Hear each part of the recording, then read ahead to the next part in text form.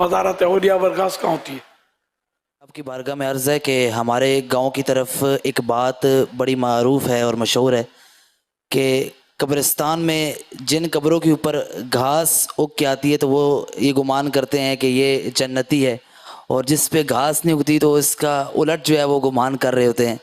تو آیا جو ہے اس میں کیا حقیقت ہے، اور اگر کوئی اس طرح کا رکھتا ہے ذہن تو اس کو کیسے سمجھایا جائے؟ ایسا کچھ ہے نہیں.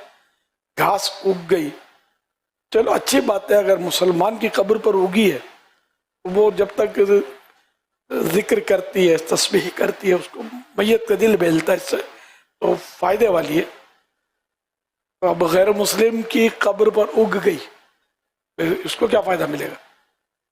جنت اس کے لیے تو کنفرم ہے کہ جنتی ہے ہی نہیں جس کا کفر پر خاتمہ ہوا ہو. تو یہ بس لوگوں کی باتیں ہوتی ہیں.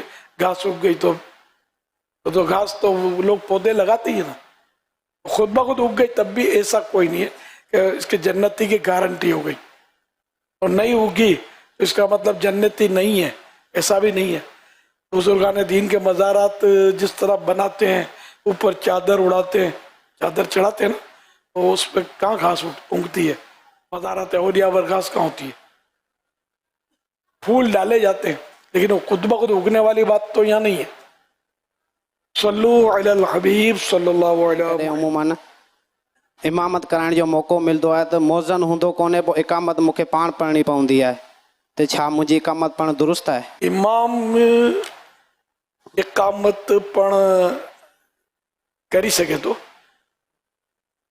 تو بلکہ بہتر ہے کہ امام جیکو ہے وہ اقامت پڑھے. مگر چونکہ عوام میں یہ چیز رائج نہ ہے، مؤذن ہوجے تو اگر یہ کندو امام کی تھی کہ اقامت تو لوگ شاید گالائے نہ، تو لوگوں جی ان پرابلم سے بچن.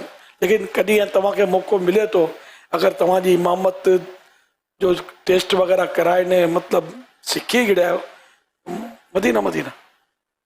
صلو علی الحبیب صلی اللہ علیہ محمد.